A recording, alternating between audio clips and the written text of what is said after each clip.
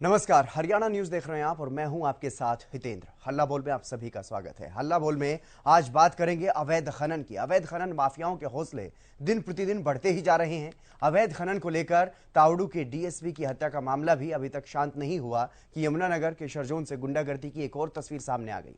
खनन विभाग की तरफ से खनन माफियाओं के धरपकड़ के लिए विभाग ने भूड़कला हर्बल पार्क के पास एक नाका लगाया है ताकि खनन माफियाओं का फर्जीवाड़ा रोका जा सके, उनकी दबंगई को रोका जा सके। लेकिन कार में सवार 5 लोगों ने एक टेंट में आग लगा दी। न सिर्फ टेंट में आग लगाई गई बल्कि कर्मचारियों के साथ मारपीट भी की गई और फायरिंग भी की गई। आज हल्ला बोल में ऐसे बेखौफ खनन माफियाओं पर हल्ला बोला जाएगा और सवाल उठाएंगे कि कानून का डर इन माफियाओं के दिल से क्यों निकलता जा रहा है।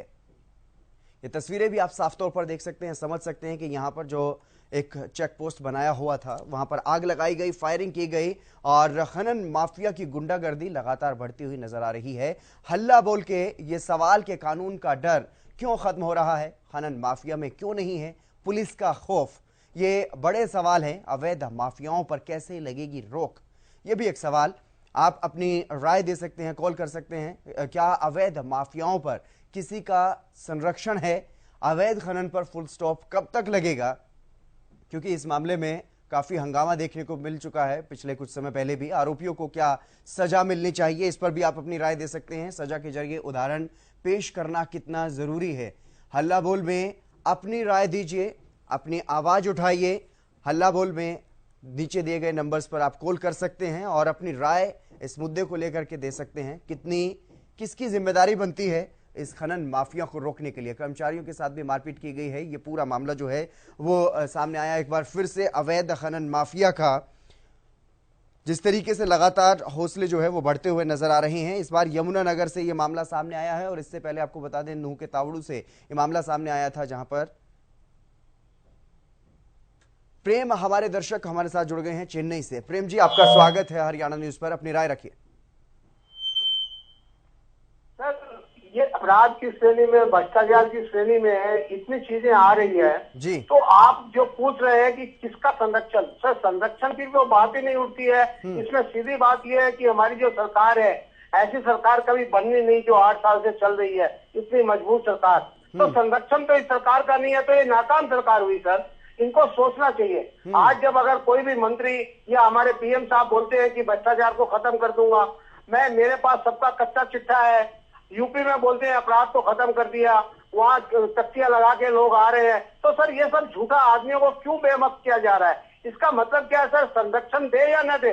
संरक्षण का मतलब क्या है? यहाँ पे सरकार निकम्मी, सरकार के पास ताकत नहीं है। सरकार को सोचना चाहिए। जी सर, बिल्कुल। प्रेम जी, आपको क्या लगता है कि ये लोग क्यों, जो अवैध खनन माफिया है, जो माफिया के लोग हैं, वो किस तरीके से पनपते हुए नजर आ रहे हैं आपको? सर शहर के पनप ही नहीं सकता कोई। आज देखिए हम चोर उचक्कों को पकड़ रहे हैं, सीबीआई, ईडी, आईटी की रेड मार रहे हैं, छोटे छोटे आदमियों को पकड़ रहे हैं, शराब के धंधे करने वालों को नहीं पकड़ पा रहे हैं। तो सर इसके पीछे सब सरकार की नाकामी है।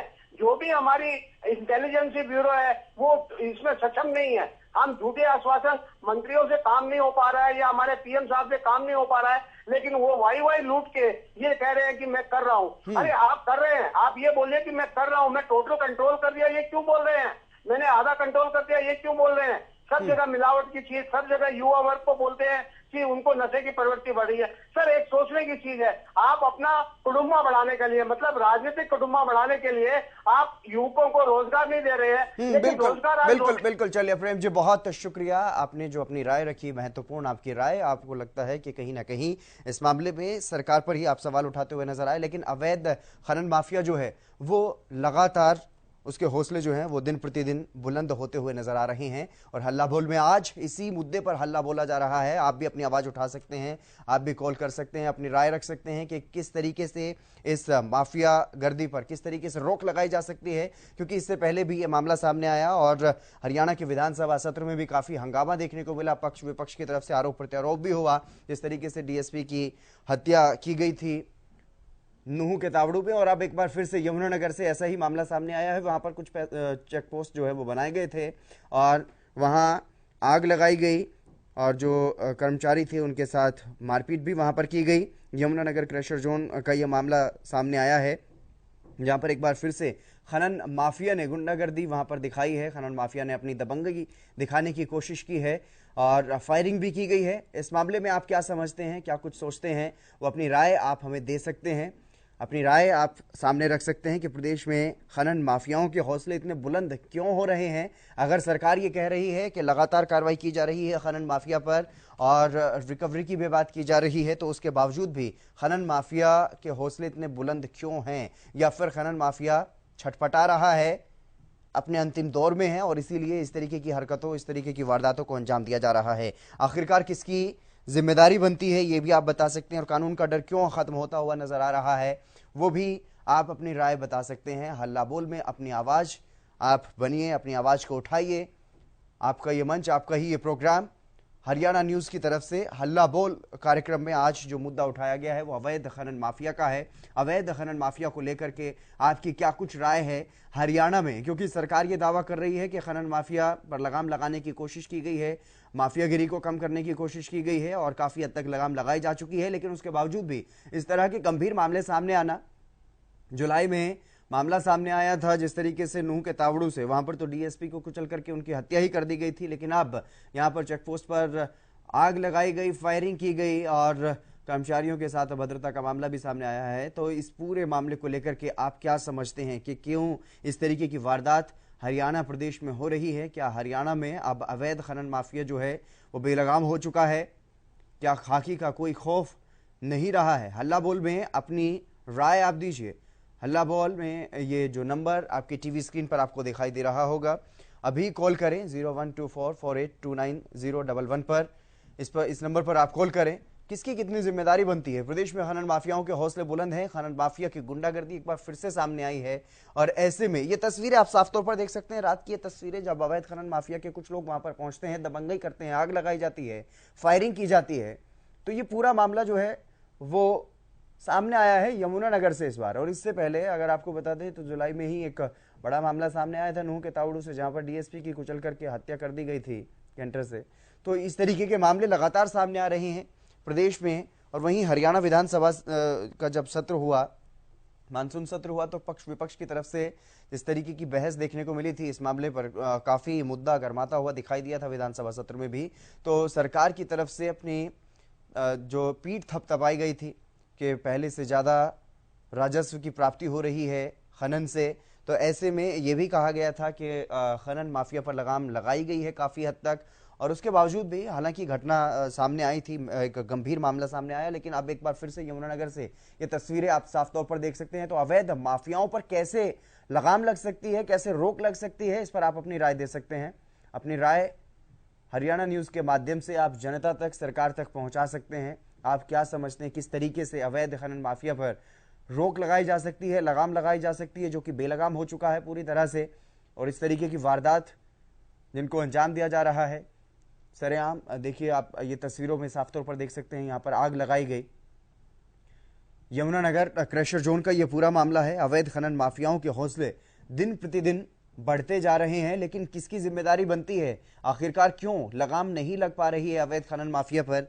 क्यों इस तरीके के मामले सामने आ रहे हैं? अवैध खनन को लेकर के तावड़ू के डीएसपी की हत्या का मामला अभी तक सुर्खियों में बना ही हुआ है, उस मामले में कार्रवाई चल रही है। हरियाणा के गृह मंत्री अनिल विज की तरफ से यह कहा गया था कि जितनी भी गाड़ियां जो बिना नंबर प्लेट की हैं या चोरी की गाड़ियां हैं उन पर कार्रवाई की जाएगी, क्योंकि जितनी भी वारदातों को अंजाम दिया जा रहा है उनमें ऐसी ही या तो चोरी की गाड़ी या फिर फर्जी नंबर प्लेट या बिना नंबर प्लेट की गाड़ियों को इस्तेमाल किया जा रहा है। तो ऐसे में तमाम तरीकों से सरकार कहीं ना कहीं कोशिश कर रही है अपनी तरफ से, लेकिन उसके बावजूद भी अगर देखा जाए तो खनन माफियाओं के भीतर कोई खौफ दिखाई नहीं दे रहा है।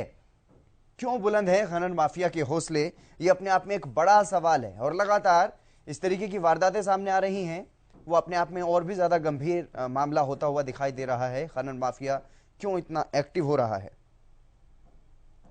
निशांत हमारे अगले दर्शक हमारे साथ जुड़ गए हैं। निशांत, आपका स्वागत है हरियाणा न्यूज पर। क्या कुछ कहेंगे आप, अपनी राय रखिए। सर मतलब आए दिन ये मामला सामने आ रहा था, कभी वहाँ पे खनन माफिया हो रहा था, कभी वहाँ पे खनन कर रहे होते हैं, अवैध खनन के मामले भी सामने आ रहे होते हैं, घोटाले के मामले सामने आ रहे होते हैं। और ऐसा नहीं है कि पुलिस, हम हमेशा बोलते हैं कि प्रशासन को देखना चाहिए या फिर कुछ भी, ऐसा नहीं है कि पुलिस नहीं देखती है, बहुत जगह पुलिस देखती भी है, लेकिन फिर भी ये लोग इतने ढीठ हो चुके हैं कि फिर भी पुलिस के होते हुए भी लोग करते हैं। हाँ, ऐसा भी बोला जा सकता है कि इनके सर के ऊपर किसी न किसी का हाथ है, तो कोई भी इतना निडर नहीं हो सकता जब तक उसके सर पे किसी का हाथ ना हो, उसके पीछे कोई और ना हो। तो ऐसा बोल सकते हैं कि कोई ना कोई इनके पीछे है जिसके बदौलत ये लोग इतना काम करते हैं।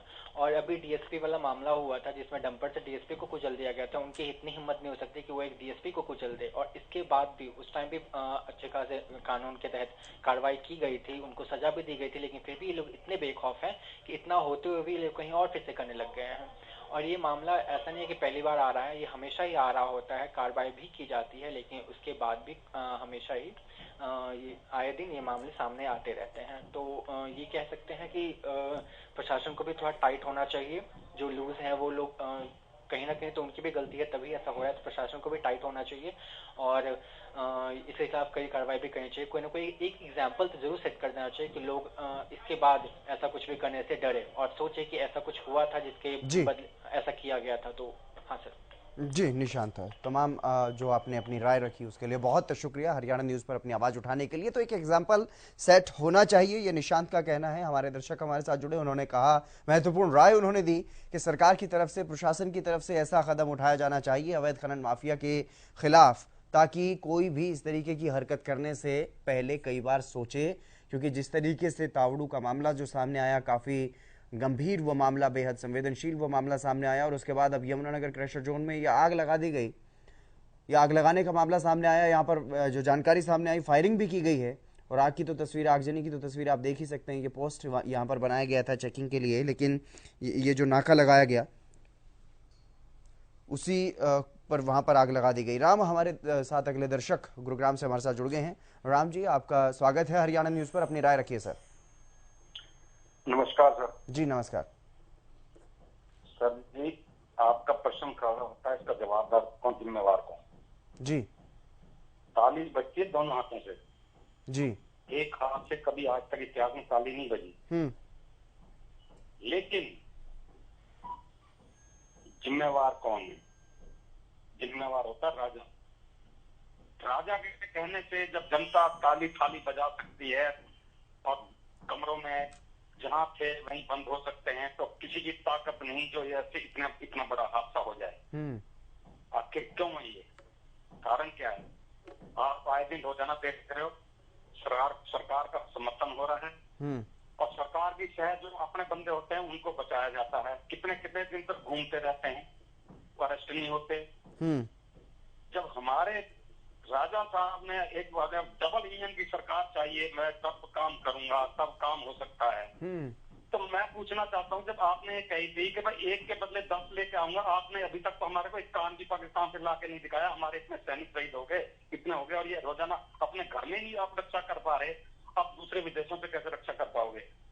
ये सिर्फ और सिर्फ कुर्सी बचाने के लिए, कुर्सी पाने के लिए आपके सामने क्या हालत हो रही है। जो काम कर रहे हैं उनको काम नहीं करने दिया जा रहा, उनको बस ईडी के छापे मारे जा रहे हैं, जबकि उनके घर से कुछ नहीं निकल रहा। उसके बावजूद भी फिर इनका समर्थन हो रहा है। बिल्कुल क्यों? बिल्कुल बिल्कुल एक महत्वपूर्ण सवाल है। मेरी बात सुनिए एक मिनट। जी जी राम जी, बहुत शुक्रिया। बलदेव सिंह हमारे साथ अगले दर्शक जुड़ गए हैं सिरसा से। बलदेव जी, आपका स्वागत है हरियाणा न्यूज़ पर, आप अपनी राय रखिए सर। इसके बारे में कहना चाहूंगा जी इसमें होने के लिए आपराधिक और खनन माफिया जी और सरकार और राजनीतिज्ञ और प्रशासनिक अधिकारियों की जो मिलीजुली जुंगली है जो ये करती है, आम जनता को दिखाने के लिए, क्यों जो अपोजिशन में होते हैं उनके साथ फिर उनके लिंक खत्म हो जाते हैं, तो अपोजिशन वाले शोर मचाना शुरू कर देते हैं ताकि उनको भी कुछ हिस्सा मिलता रहे। बाकी जो आपको बताए हैं आपराधिक खनन माफिया, सरकार, राजनीतिज्ञ और प्रशासनिक जो बड़े अधिकारी हैं, इनकी आपसी में मिली जुली उससे है। तो इसके लिए तो हम जब तक एक तो वोटर अच्छे उनको नहीं चुनेंगे, और जैसे लाल बहादुर शास्त्री जी के चौधरी चरण सिंह थे, चौधरी देवीलाल थे, ऐसे आदमियों को जब तक आगे नहीं रहेंगे, इतने तक ये चीज चलती रहेगी। इसमें सिर्फ वो दिखाने वाली है, जैसे इसका सोनाली फोगाट का मर्डर हुआ है, तो आज 15 दिन हो गए, अभी तक उसको दिया नहीं, जबकि उनके वो मांग कर रहे हैं भी हमारी सीबीआई से जांच हो। अब ये सीबीआई से 4 महीने बाद में जांच करवाएंगे तो जो सबूत है वो सारे मिट जाएंगे। इसमें भी राजनीतिक का हाथ है, बगैर राजनीतिक के हाथ के खाली उसकी प्रॉपर्टी लूटने के लिए ये मर्डर नहीं हुआ। बिल्कुल बिल्कुल बलदेव जी, आपकी बात, आपकी राय जो है वो काफी महत्वपूर्ण है। बलदेव जी बहुत धन्यवाद आपका हमारे साथ जुड़ने के लिए। अगले दर्शक हमारे साथ सरोज जुड़ गए हैं। सरोज जी, आपका स्वागत है हरियाणा न्यूज पर, अपनी राय रखिए मैडम। शायद संपर्क टूट गया है, तो सभी दर्शकों से एक बार फिर से हमारी अपील, ये कार्यक्रम आपका है, हल्ला बोल कार्यक्रम आपका है, और आप अपनी राय इस कार्यक्रम के जरिए अपनी जो विचार हैं उनको साझा कर सकते हैं, सरकार तक और जनता तक अपनी आवाज को पहुंचा सकते हैं। आरोपियों को क्या सजा मिलनी चाहिए, किस तरीके का एग्जाम्पल सेट करना चाहिए, क्या ऐसा उदाहरण हो सकता है ताकि जो अवैध खनन माफिया से जुड़े हुए जो लोग हैं वो इस तरीके की हरकतों को करने से बाज आ जाएं, इस तरीके की वारदात को करने से पहले कई बार सोचें। और क्यों बुलंद हैं खनन माफियाओं के हौसले, तमाम दर्शक हमारे साथ जुड़े, अपनी राय उन्होंने रखी। कुछ सरकार के साथ ही मिली भगत को बता रहे हैं, तो कुछ विपक्षी लोगों के साथ भी मिली भगत को बता रहे हैं, तो तमाम तरीके से दर्शक अपनी बातों को रख रहे हैं। आपको क्या लगता है, आपके क्या विचार हैं, आप क्या सोचते हैं अवैध खनन माफिया के बारे में? क्योंकि सरकार लगातार ये दावा कर रही है कि खनन माफिया पर लगाम लगाने की पूरी कोशिश की गई है और काफी हद तक कमी भी आई है, लेकिन उसके बावजूद भी मामले तो सामने आ ही रहे हैं, चाहे नूह के तावड़ू का मामला हो या फिर अब यमुनानगर का ये मामला हो। तो इस तरीके से अवैध खनन के मामले लगातार सामने आ रहे हैं। और ऐसे में आप क्या समझते हैं, क्या अपने अंतिम समय में छटपटा रहे हैं अवैध खनन माफिया, या फिर इनके हौसले बुलंद हैं और इनको किसी न किसी की शह जो है वो प्राप्त है, किसी न किसी का संरक्षण इन्हें प्राप्त है? आपको क्या लगता है, क्या समझते हैं आप, किस तरीके से अवैध खनन माफिया पर लगाम लगाई जा सकती है और क्यों अवैध खनन माफिया के हौसले इतने बुलंद होते हुए नजर आ रहे हैं कि प्रशासन को खुलेआम चुनौती दी जा रही है, चेक पोस्ट पर ही आग लगाई जा रही है, और वहां पर चाहे पुलिसकर्मी पर हमला करने की बात हो, डंपर से कुचल देने की बात हो डीएसपी को, या फिर अब ये चेक पोस्ट पर आग लगाने की और यहाँ पर फायरिंग का जो मामला सामने आया है, यानी कि खुलेआम चुनौती दी जा रही है प्रशासन को, सरकार को, कि किसी भी कीमत पर कितना भी जोर लगा लीजिए, नहीं रुकेंगे, अवैध खनन का काम जारी रहेगा। इस तरीके की चेतावनी, इस तरीके का संदेश देने की कोशिश अवैध खनन माफिया की तरफ से एक बार फिर से यमुनानगर में की गई है। ये अपने आप में एक बड़ा, बेहद संवेदनशील मामला सामने आया है, बेहद गंभीर ये मामला सामने आया है अवैध खनन माफिया को लेकर के। और लगातार जिस तरीके से सरकार पर भी सवाल उठते रहे हैं, विधानसभा सत्र की अगर बात करें तो काफी हंगामा देखने को मिला था, लेकिन जिस तरीके से दर्शक बताते हैं कि हंगामा सिर्फ इसलिए होता है ताकि विपक्षी लोगों को भी कुछ मिल सके। हमारे दर्शकों ने बेहद महत्वपूर्ण ये राय रखी है, क्या कुछ सोचते हैं दर्शक तमाम राजनेताओं के बारे में, और अपनी ये भी राय देते हुए नजर आए कि जब तक साफ सुथरी छवि वाले नेता जो हैं उनका चयन जनता नहीं करेगी तब तक इस तरीके की घटनाएं सामने आती रहेंगी। लेकिन वहीं अगर सरकार की बात करें तो सरकार ये दावा करती है कि अवैध खनन माफिया पर काफी हद तक लगाम लगी है। लेकिन आप क्या समझते हैं, इस तरीके की जो घटनाएं सामने आ रही हैं, चाहे वो तावड़ू का जो मामला वो सामने आया हो या फिर अब यमुनानगर से जो घटना सामने आई है, ये तस्वीरें आप साफ तौर पर देख ही पा रहे हैं किस तरीके से एक चेक पोस्ट जहां पर ये आग लगाई गई और यहां पर फायरिंग भी की गई जानकारी के अनुसार। तो इस तमाम जो ये इस तरीके के जो मामले सामने आ रहे हैं उसको लेकर के आप क्या समझते हैं, किसकी जिम्मेदारी बनती है, क्यों खौफ नहीं है अपराधियों में, अवैध माफिया में, खनन माफिया में, क्यों पुलिस का खौफ नहीं है? ये अपने आप में कई बड़े सवाल हैं। आखिरकार कैसे खनन माफिया पर लगाम लगाई जा सकती है, किस तरीके से, क्या कुछ कार्रवाई होनी चाहिए? आप अपनी राय रख सकते हैं। कब तक चलेगा अवैध खनन का साम्राज्य? हल्ला बोल में अपनी राय आप रख सकते हैं, नीचे नंबर दिया गया है, इस नंबर पर फोन मिलाइए और अपनी राय रखिए। आरोपियों को क्या सजा मिलनी चाहिए, इस पर भी आप अपनी राय रख सकते हैं। अवैध खनन माफिया के हौसले दिन प्रतिदिन लगातार बढ़ते हुए नजर आ रहे हैं और इस मामले में यमुनानगर का ये मामला सामने आया है, क्रशर जोन का मामला, जहां पर गुंडागर्दी सामने आई है। राजेंद्र प्रसाद हमारे साथ, हमारे अगले दर्शक जुड़ गए हैं। राजेंद्र जी, आपका स्वागत है हरियाणा न्यूज पर, अपनी राय रखिए सर। सर बार बार जैसे आप उसके डीएसपी के मर्डर के बाद में बार बार ये इसके ऊपर खनन चलता हुआ दिखा रहे हो आप जी। और उसके बाद भी सरकार ना इन फोटो में जो खनन कर रहे हैं उनमें किसी को दिखाया नहीं कि हमने इसको पकड़ लिया है। तो जिससे साफ पता चलता है कि सरकार की मिलीभगत है। जैसे कार्यपालिका सर जो होती है मंत्री मिनिस्टर मिलकर के और कर्मचारियों के साथ मिलकर कार्यपालिका होती है और जो मंत्री मिनिस्टर होता है वो कार्यपालिका का अगुवा होता है। तो क्या ये उस इलाके में जाके आज तक एक बार भी बोले हैं कि हम कोई दोबारा आएगा तो उस पर सख्त कार्रवाई करेंगे और जुट पुलिस गोली सूट भी करेंगे, मुकाबला करेगा। तो एक शहीद का दर्जा देने से कोई बड़ी बात नहीं होती, बल्कि ये तो ये पेश करे उदाहरण कि उन्होंने गलत किया, रोकने की कोशिश नहीं करनी चाहिए थी। हमारे बंदे हैं खनन करने वाले, क्योंकि मंत्री ने जाकर के उस स्थान पर जाकर के एक बार भी कहा है कि जिसने भी किया हम उस पर कार्रवाई करेंगे। बिल्कुल बिल्कुल सरकार मिनिस्टर जो है जी बड़े बड़े पीएडीए बच्चे लेते हैं, वो कहते हैं जनता के लिए मैं अपना खून पसीना बहाऊंगा, दूसरी में जान भी दूंगा। जब अधिकारी तो सिर्फ कानून की शब्द रहता है कि मैं कानून के अनुसार अपनी ड्यूटी करूंगा। लेकिन ये मंत्री क्या कर रहे हैं, इन्होंने एक बार भी कहा वहां खनन पर खड़े होकर कि मैं हर हालत में दोषियों को सजा दिलाएंगे और जो भी आगे आएगा उसके आगे आगे जाकर पकड़ेंगे। जैसे पिछले दिनों आपने दिखाया था अभी वहां पूरी चेकिंग हुई, बहुत से वाहन पकड़े गए, लेकिन उसमें किसी भी सिविल मंत्री को आपने नहीं दिखाया कि जो उसका नेतृत्व कर रहा हो। क्योंकि जब भी पुलिस से कोई मुकाबला होता है सर, चाहे पुलिस कितने भी सही हो, तो आम आदमी की तरफ हो जाता है, तो तभी अपना क्या लेता है। तो उस वक्त किसी भी सिविल प्रशासन के बंदे को आगे आना चाहिए ना। कानून तो सरकार बनाती है, अवैध है खनन है, कोर्ट बनाती है खनन नहीं करना है। उस वक्त तो कोई पुलिस का बंदा थोड़ी बनाता है कानून, लेकिन उसको पालन करने में सरकार के जो बंदे होते हैं, कार्यपालिका के मंत्री मिनिस्टर होते हैं, उनको अगवा होना चाहिए। लेकिन ये आदमी किसी ऑफिस में बैठ के बोलते हैं, इसका मतलब साफ साफ पता है कि इन लोगों से डरते हैं या फिर उनके साथ मिलीभगत है। डरते इसीलिए कहीं न कहीं पैसे देते हैं या उनके रिश्तेदार लेते हैं या काम करने वाले गलत आदमी उनके बंदे होते हैं। इसी प्रकार से सोनाली फोगाट केस है, अभी तक इन्होंने कोई सख्त हाँ करते रहते हैं, कोई सख्त कार्रवाई नहीं की सर। बिल्कुल बिल्कुल राजेंद्र जी, बहुत शुक्रिया हमारे साथ जुड़ने के लिए, अपनी राय रखने के लिए। सरकार से काफ़ी नाराज नजर राजेंद्र जी, लेकिन आपको बता दें कि जो डीएसपी का जो हत्याकांड मामला है उसमें भी कार्रवाई चल रही है, कई लोगों की गिरफ्तारी भी हो चुकी है। लेकिन अगर बात करें, अभी तक भी खनन माफिया के जो हौसले हैं वो बुलंद हैं और खनन माफिया के हौसले को तोड़ने के लिए एक सख्त कार्रवाई की ज़रूरत है। और किस तरीके की सख्त कार्रवाई होनी चाहिए, क्या कुछ उदाहरण पेश किया जाना चाहिए ताकि अवैध खनन माफिया में एक संदेश जा सके, क्योंकि अवैध खनन माफिया की तरफ से लगातार संदेश देने की कोशिश है कि वो सीधे तौर पर कहीं ना कहीं खुली चुनौती देते हुए नजर आ रहे हैं। पहले डीएसपी की हत्या करना और अब चेक पोस्ट पर जाकर के आग लगाना, वहां फायरिंग करना, तो अपने आप में काफी गंभीर ये मामला हो जाता है कि किस तरीके से खुली चुनौती सरकार को, प्रशासन को दी जा रही है। और दर्शक काफ़ी नाराज जो हैं वो दिखाई दे रहे हैं सरकार से ही, क्योंकि सरकार पर ही आरोप लग रहा है भ्रष्टाचार का या फिर मिलीभगत के भी आरोप लग रहे हैं।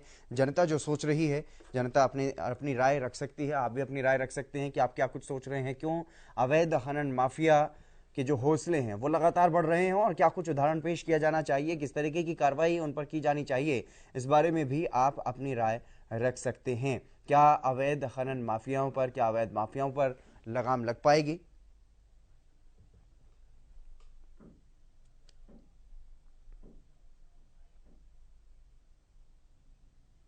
चलिए, हल्ला बोल में आज के लिए बस इतना ही। आज बात की हमने अवैध खनन माफिया को लेकर के, अवैध खनन माफिया के हौसले इतने बुलंद क्यों हो रहे हैं। कल फिर मुलाकात होगी आपसे एक नए मुद्दे के साथ। नमस्कार।